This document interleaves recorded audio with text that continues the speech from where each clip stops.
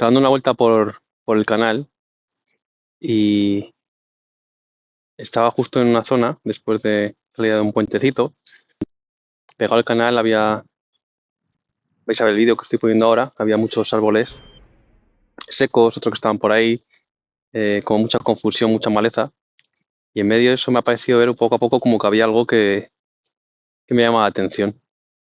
Y al poco, aun a pesar de toda la maleza que había y todo eso, he visto que eso era una especie de mini cabaña, que era algo intencional y había un diseño ahí. Lo que pasa es que había costado verlo por todo el, por todo el barullo que hay alrededor. Es como, a pesar de todo el barullo que había, de toda la confusión, de todas las cosas que habían similares, de toda esa maleza, mi mente podía reconocer que eso tiene diseño y que tiene un propósito. Y entonces me ha venido a la mente eso, ¿no? El, la persona que es atea, la persona que no cree en Dios. Y repito eso, quiero a ver si me puedo explicar con lo que he dicho. En ese vídeo estáis viendo que aunque haya mucha maleza alrededor que se parece, mucho desorden, mucha confusión, aún una cosa que se parecía tanto, pero que tenía un poquito de orden en medio de todo ese caos, con los propios materiales que era ese caos, se podía ver que había un diseño y un propósito. Y lo que unidadamente es, ¿cómo puede ser que mi mente reconozca que esto hay un diseño y que hay un propósito? Es decir, yo pensaba, pues esto solamente unos chavales, un día con sus padres, unos chavales han construido esto para entretenerse un poco y ya está, ¿no? Pero ¿cómo puede ser que la gente no crea en Dios, ¿no? Y esto es, repito, es un ejemplo tan burdo, tan simplón, y algo tan grande como es la creación de Dios en todos los sentidos que quieras pensar. En el ser humano, en la tierra, los animales, las plantas, todo, cualquier cosa, todo el sentido que tiene, toda nuestra vida está pendiente como de un hilo entre comillas. Lo venía a decir por el tema de la moda, ¿no? Dios está de moda. En el mundo y en España Dios está de moda. Eso hasta que yo sepa, tengo casi 40 años, 38, nunca había pasado, ni en el mundo ni en España. Y este ejemplo viene muy bien, uno, primero para hacer pensar a las personas, ojalá, los ateos que pueda haber, que sin una cosa tan sencilla como he dicho el ejemplo del vídeo, era algo obvio, que había un diseño detrás, con un propósito, como no todos nosotros, todo esto, no tiene un diseño, no tiene un propósito que Dios está detrás, hay un creador detrás. Pero lo siguiente es lo importante. Es decir, aquí llega mi apologética, ¿no? No me gusta mucho la apologética es como viene a definirse como la defensa de la fe o de la existencia de Dios. No me gusta mucho la apologética, no le da mucho tiempo a ella, era un poco entretenerme en YouTube. He llegado incluso a ver que hombres muy buenos ganaban el debate de por lejos, pero ¿y qué? Que gane un debate no significa que gane el corazón de la persona, no significa que la persona vaya a ser salva, que eso es lo importante. Por eso la apologética, salvo excepciones, no me llama mucho la atención.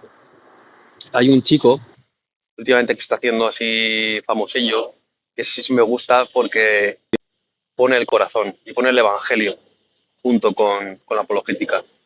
Es un chico que, a pesar de que comete fallos, lo reconoce, evangeliza a las personas, o sea, tiene a Dios como propósito en medio de ese campo. Está utilizando la apologética para el evangelio. Y eso sí que, ahí sí me encanta, ahí sí lo veo bueno, eso sí. ¿Por qué digo que no soy mucho de apologética? porque no es lo más importante. Voy a decir un par de cosas que dice la palabra al respecto, de algo que es obvio, que Dios viene a decir que el hombre en Romanos que no tendrá excusa por medio de la creación, porque la creación misma está diciendo que Él es eterno y que Él es divino. Por eso el hombre no tiene excusa para decir que no hay Dios. No puede decir, no, pero yo no te conocía, lo estás viendo cada día, todos los días, en, con mi creación, que es divino y que es eterno, que hay un Dios detrás. Y incluso la otra, con todos los respetos, dice, iba a decir lo que dice la palabra literalmente y lo que entiendo que quiere decir, ¿no? Digo con todos los respetos porque dice la palabra en una parte, creo que en Proverbios, dice el necio en su corazón, no hay Dios. Y lo interesante de esto es que se lo tiene que decir a uno mismo, en su interior, a su alma, a su corazón. Tiene que decir, no hay Dios, no hay Dios. ¿Por qué? Porque sabe que hay. Porque a la vez también ha dicho Dios en su palabra que ha puesto eternidad en el corazón del hombre sin que éste llegue a entender. Entonces hay una lucha espiritual también en el hombre en el sentido de, sabe que hay eternidad. No tiene excusa para decir que no hay Dios, pero asimismo muchos se dicen no hay Dios. Pero vuelvo a repetir, esto no es lo más importante. ¿Por qué? Porque que Dios esté de moda, eh, simplemente, eso no va, eso no resuelve la condición de pecado del hombre. Eso no resuelve que el hombre, por creer que Dios existe, vaya a ir al cielo, que vaya a ser salvo, que vaya a tener una relación con Dios cuando antes no la tenía, que Dios viva en su corazón, que Dios se convierta en su Padre.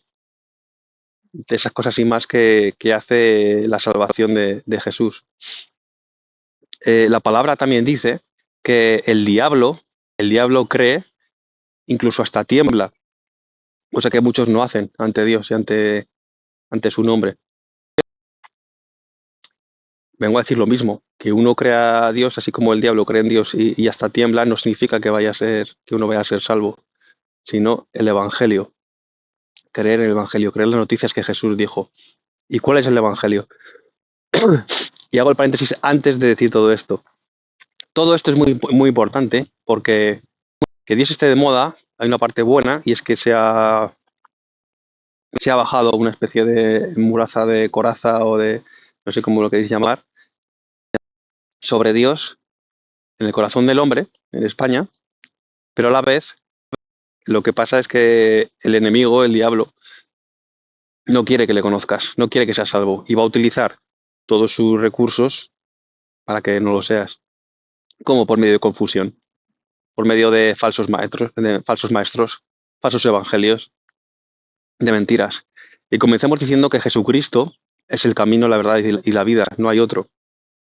Él lo dijo de sí mismo, que Él es el camino, que Él es la verdad y que Él es la vida.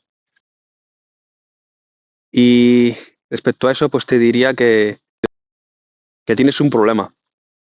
También Romanos viene a decir la palabra como que por cuanto todos pecaron y fueron separados de la gloria de Dios. Eso comenzó en el Génesis, comenzó en el Génesis, comenzó en el jardín de Edén, con el hombre, de entre todo lo que podía comer, de entre todo lo que tenía para estar con Dios, que esa es la verdadera santidad, estar con Él, disfrutar de Él, eligió justo el único árbol que no podía comer.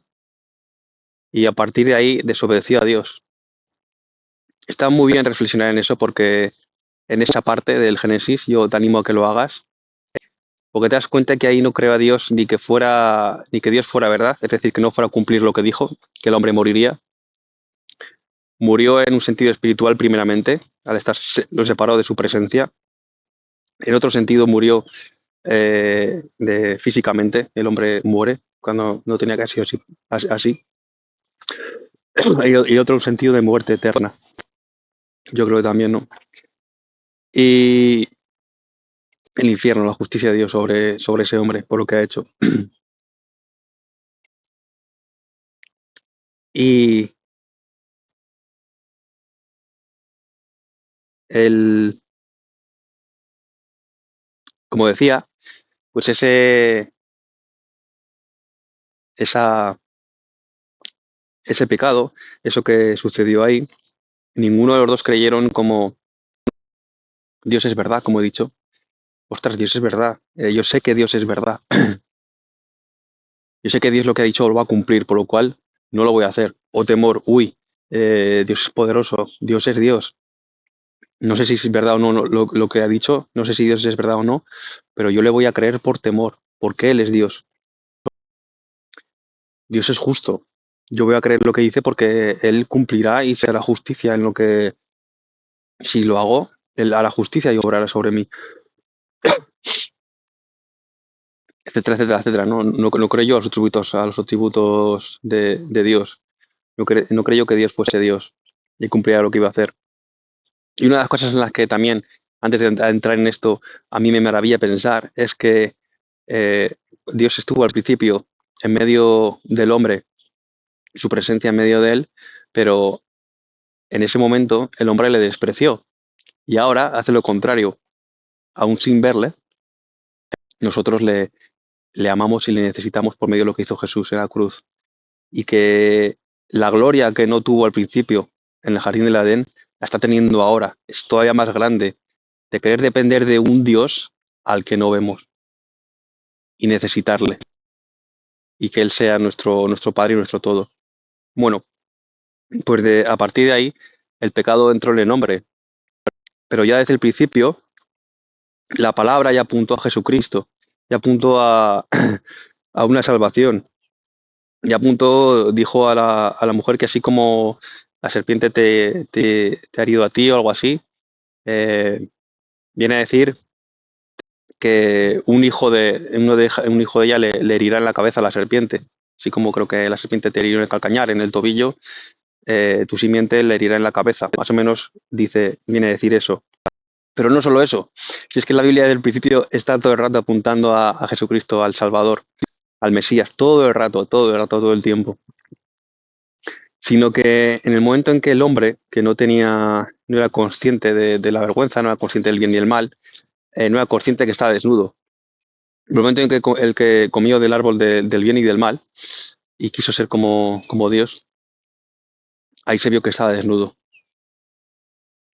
Y en ese momento Dios tuvo que sacrificar después de la primera muerte, tuvo que sacrificar animales para, para vestirlo con las pieles. Y implicó lo que iba a ser, lo que iba a hacer con nosotros. Y ahí una y otra vez apunta el Antiguo Testamento hacia el Mesías, hacia el que habría que venir.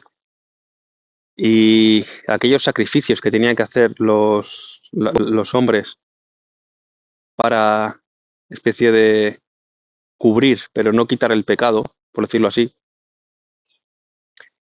eso es lo que hizo Jesucristo en la cruz. ¿Por qué? Porque Dios es santo, es 3 veces santo, porque Dios es justo y también porque Dios es amor.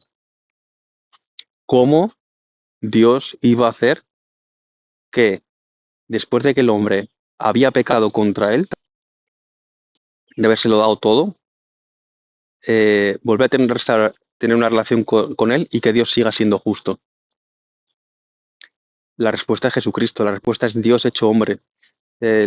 Dios es el que paga por el pecado. Y ahí entonces se equilibra, se satisface la justicia de Dios. Y el hombre tiene que entender que es pecador. Por eso también le dio la ley al hombre y la conciencia.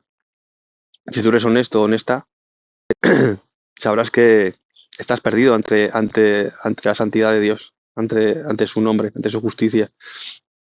No ante lo que hacen a las personas. No decir, no, yo no he matado, yo no he robado, como decimos todos. No, ante, ostras, si Dios es Dios y yo sé que en mi corazón he hecho esto, he hecho lo otro, etcétera, etcétera. Y si no lo crees, examínate los mandamientos delante de Dios. ¿No has robado alguna vez alguna cosa? ¿No has pensado mal de alguien?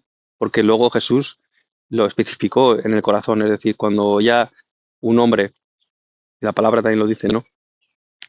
Después, cuando un hombre codicia a una mujer, dice que es un adulterio de corazón. Así como cuando uno llama, ya he dicho muchas veces, ¿no? Este ejemplo, cuando uno llama tonto a alguien es un homicida de corazón. Más todas las cosas que hemos hecho, ¿no? La fornicación, robo, deshonra a Dios, deshonra a los padres, etcétera, todos. ¿Qué mandamiento no hemos incumplido? Me gusta mucho la anécdota, no, la historia del joven rico. La voy a contar ahora, que tiene que ver con el Evangelio.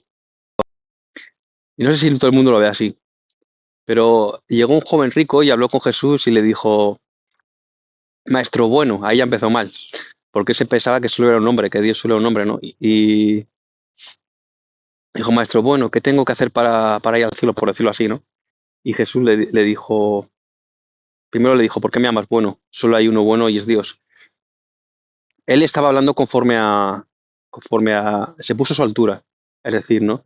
Si tú crees que yo soy un hombre, solo un hombre, ¿por qué me llamas maestro bueno? Si no hay ningún bueno sino Dios. No le estaba diciendo que él no era Dios, le estaba diciendo conforme a lo que él creía, se estaba poniendo a su altura, a su nivel. Y, y es preciosa esta historia.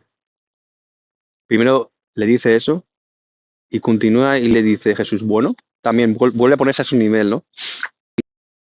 Bueno, pues cumple los mandamientos. Y el joven rico le responde, los he cumplido todos desde mi juventud. Y Jesús no, vino, estoy parafraseando, ¿no? Como diciendo, muy bien, pues solo uno te falta. Vende todo lo que tienes y sígueme. ¿Por qué le dijo esto Jesús al joven rico? Que dice la palabra que se fue triste. Y me parece también que dice que Jesús en el momento que le amó, mirándole le amó. Para que Dios es muy bueno. Dios apunta a nuestros corazones. Se pone a nuestro nivel tantas veces que le hizo ver su realidad. Le hizo ver en realidad que él se engañó y se creía que había cumplido los mandamientos. Pero al ir al que más le dolía, para mí estoy viendo, me muestra que este chico creo que no había cumplido ninguno, porque no se pueden cumplir. Pero él se engañó, pensando que Jesús era solo un maestro, pensando que él había cumplido los mandamientos. Se engañó mucho. Hasta que Jesús fue realmente a su corazón. Ah, sí, ¿te crees que eres bueno? ¿Te crees que has cumplido los mandamientos? Vamos a ver. Esto de aquí que te gusta tanto el dinero, vamos a ver qué pasa. ¿Eres capaz de venderlo y seguirme? Se fue triste. No sabemos lo que pasó después. Que esto sea un ejemplo para todos nosotros que se cree que es bueno, que pasa mucho en España. Una, que nos creemos bueno y lo segundo, que nos podemos ganar la salvación por medio de obras, además de confiar en Jesucristo. Y no va así. Todo el mundo, el que crea eh, que va a ser salvo por medio de obras, irá directamente al infierno, con todos mis respetos y mi tristeza. Pero simplemente aquel que sea genuino, que sea humilde, en el sentido que humilde no que eso vaya a dar ninguna gloria, sino reconocer lo que es. Reconocer que es un hombre o una mujer que es pecador y que necesita del perdón de Dios. Y el perdón de Dios es Jesucristo. Cuando uno va con esa actitud de Señor, soy pecador, ¿qué voy a hacer delante de ti? Yo voy al infierno, yo merezco tu castigo sobre mí.